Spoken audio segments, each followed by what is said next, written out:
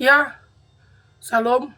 Sebelumnya perkenalkan nama saya Christian Pridi Simanulang, biasa dipanggil John. Saya dari kelas 11 TPTUP 1. Nah, tujuan saya membuat video ini, saya ingin menjelaskan tentang game online dan pandangan Alkitab menurut Alkitab tentang game online yang kali ini marak-marak terjadi di dunia, yang sering dimainkan oleh anak-anak muda, anak-anak zaman now. Sebelumnya saya akan menjelaskan pengertian dari game online itu sendiri. Game online adalah permainan komputer dan handphone yang dimainkan secara daring oleh banyak pemain melalui jaringan internet. Game online dapat dimainkan secara individu atau dalam kelompok. Dalam game online, pemain dapat berinteraksi dengan pemain lain, melaksanakan misi, mencapai tujuan, mendapatkan nilai tertinggi dalam dunia virtual, berkomunikasi dengan pemain lain dari seluruh dunia melalui media chatting. Beberapa jenis game online diantaranya yaitu Mobile Legends, Free Fire, Simulaton Games, PUBG, dan lain-lain. Nah, bahwa saya akan menjelaskan juga bahwa ada pandangan Alkitab tentang game online yang sekarang sering dimainkan oleh masyarakat anak, khususnya anak-anak muda zaman now. Baik, saya akan menjelaskan apa sih pandangan Alkitab tentang game. Apakah Alkitab memperbolehkan game itu tersebut dimainkan atau tidak memperbolehkannya. Nanti saya akan menjelaskannya. Oke, saya akan menjelaskan tanpa berlama-lama apa pandangan Alkitab kepada game online. Firman Tuhan tidak secara eksplisit menyatakan boleh tidaknya orang Kristen, orang Kristiani, orang Nasrani bermain game. Tapi prinsip-prinsip Alkitab mengenai cara menghabiskan waktu bisa kita jadikan pegangan. Kalau sebuah aktivitas tertentu sudah sampai mengendalikan hidup kita, Allah memerintahkan kita untuk melepaskan diri hal itu. Untuk sementara waktu, kita melalui puasa terhadap game dan lain-lain. Apapun yang bisa mengalihkan perhatian kita dan pengetahuan dan kasih terhadap Allah dan pelayanan terhadap umatnya. Apakah bermain video atau bermain game bisa mendewasakan iman atau sekedar menghibur diri? Untuk mendewasakan iman berarti membangun. Akankah bermain game membangun kasih saudara kepada Allah, pengetahuan saudara mengenai Dia, dan pelayanan saudara kepada orang lain? Segala sesuatu diperbolehkan, tetapi tidak semuanya berguna.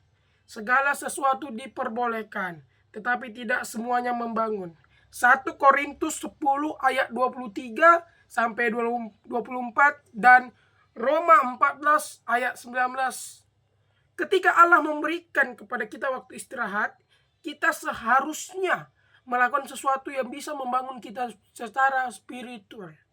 Apakah kita memilih kegiatan yang diperbolehkan ketimbang kegiatan yang terpuji? Ketika itu memiliki pilihan antara yang baik dan yang lebih baik dan yang terbaik, maka kita harus memilih yang terbaik. Galatia 5 ayat 13 sampai 17.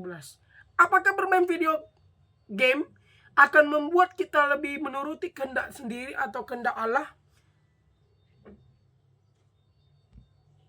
Kehendak Allah bagi anak-anaknya dapat disimpulkan dalam perintahnya terbesar. Kasihilah Tuhan Allahmu dengan segenap hatimu, dengan segenap jiwamu, dengan segenap kekuatanmu, dan dengan segenap akal budimu.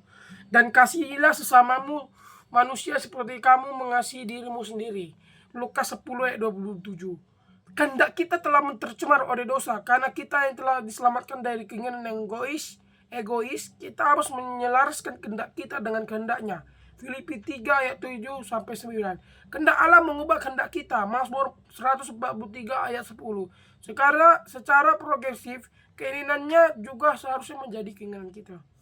Banyak orang yang meyakini jika kehendak Allah itu membosankan dan memalukan. Mereka membayangkan seorang biarawati di biara yang sunyi, ataupun seorang petugas kebersihan gereja yang pemarah. Sebaliknya, orang yang mengikuti kehendak Allah adalah orang-orang yang paling bersukacita dan paling pemberani yang pernah hidup.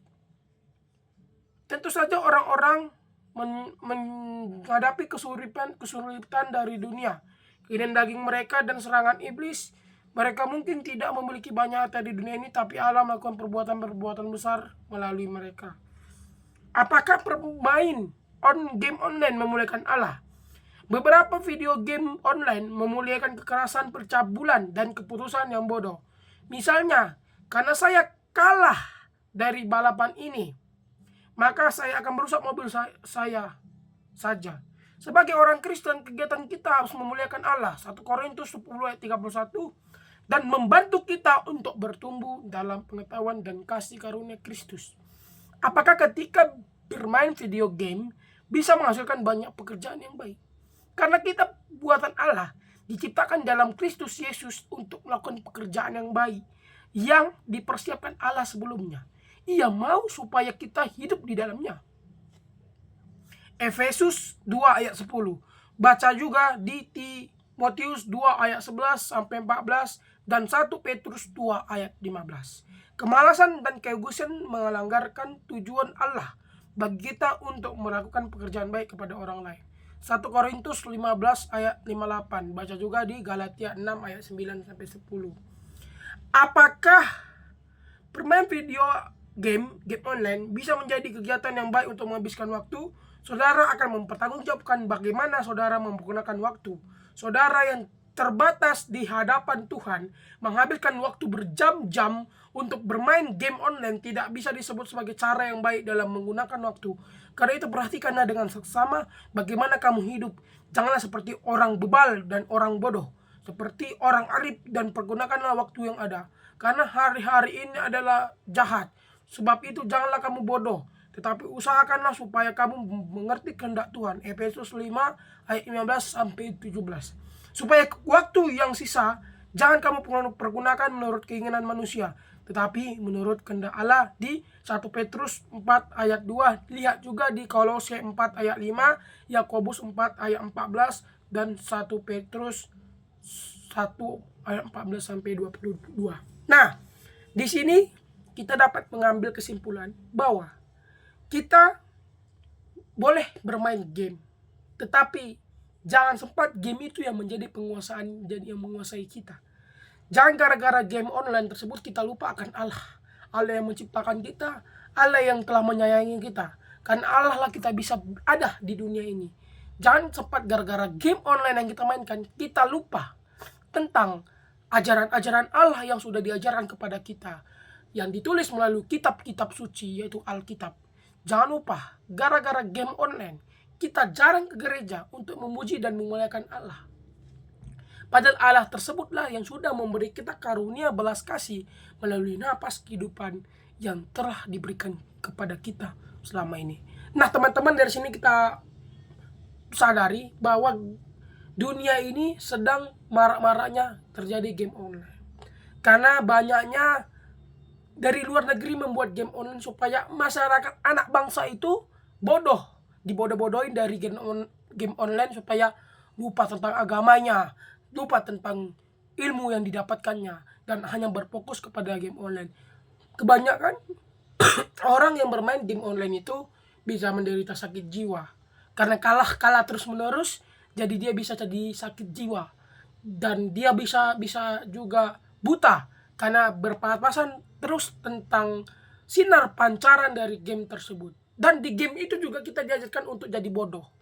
Jadi bodoh supaya kita dijadikan untuk berpikir negatif. Dari situlah Alkitab memberikan pandangan bahwa kita boleh bermain game online. Tetapi game online tersebut jangan sampai menjadi membuang waktu-waktu kita untuk memuliakan nama Allah. Ingat, perbaikilah waktumu. Jangan sia-siakan waktumu. Karena hidup ini hanyalah sementara. Waktu Tuhan adalah yang terbaik. Dari sini saya sebagai remaja Kristen mengerti bahwasanya game ini berpengaruh sangat besar kepada kemajuan anak-anak muda. Karena game online ini dapat menghancurkan waktu anak-anak muda dan memfokuskan anak-anak muda kepada game supaya mereka lupa dengan waktu-waktu yang kegiatan-kegiatan yang sudah disusun sebelumnya. Sekian presentasi dari saya. Apabila ada salah kata, saya mohon maaf. Sekian dari saya tutup dengan salam, selamat malam, sekian dari saya.